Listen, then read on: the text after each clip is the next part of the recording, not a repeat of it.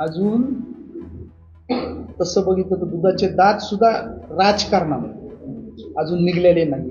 अर्थसंकल्प मांडतायत, राज्याची आर्थिक सर्व नियोजन करतायत, बजेट करतायत.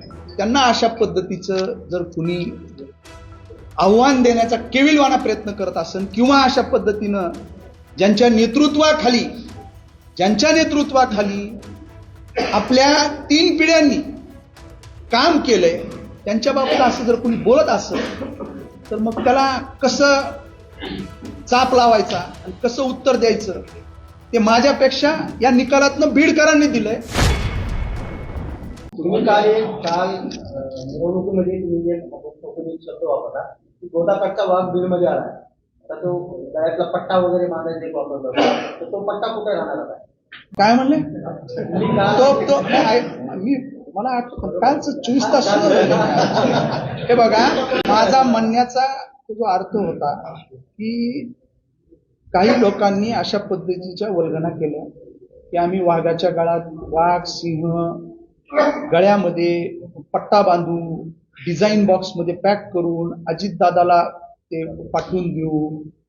म्हणजे अजून तसं बघितलं तर दुधाचे दात सुद्धा राजकारणामध्ये अजून निघलेले नाहीये. राजकारणामध्ये ते लोक 6 वेळेस राज्याचा अर्थसंकल्प मांडतायत, राज्याची आर्थिक सर्व नियोजन करतायत, बजेट करतायत. त्यांना अशा पद्धतीचं जर कुणी आव्हान देण्याचा केविलवाना प्रयत्न करत असेल किंवा अशा पद्धतीनं ज्यांच्या नेतृत्वाखाली आपल्या 3 पिढ्यांनी काम केलंय त्यांच्या बाबत असं जर कोणी बोलत असेल तर मग त्याला कसं चाप लावायचा आणि कसं उत्तर द्यायचं ते माझ्यापेक्षा या निकालातनं बीडकरांनी दिलंय. ते फक्त मी माध्यम होतो सांगण्यासाठी. आमदार साहेब, नगरपालिकेच्या माध्यमातून म्हणजे नगराध्यक्षपद आपल्याला मिळालंय, जनतेने बरोबर दिलंय, नगरसेवकही दिले, पण तरी सभागृहातल्या फ्लोअर मॅनेजमेंटला याची काही कमतरता पडते. त्या फ्लोअर मॅनेजमेंटचं काय करणार आहे? आगामी 2-3 दिवसातच सामोरं जावं लागेल. ते 2-3 दिवसात कळलं.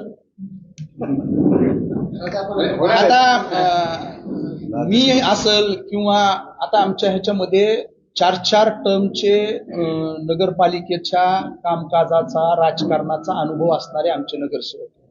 मी स्थानिक स्वराज्य संस्थेमध्ये गेले 25 वर्ष मी स्वतः काम करतो.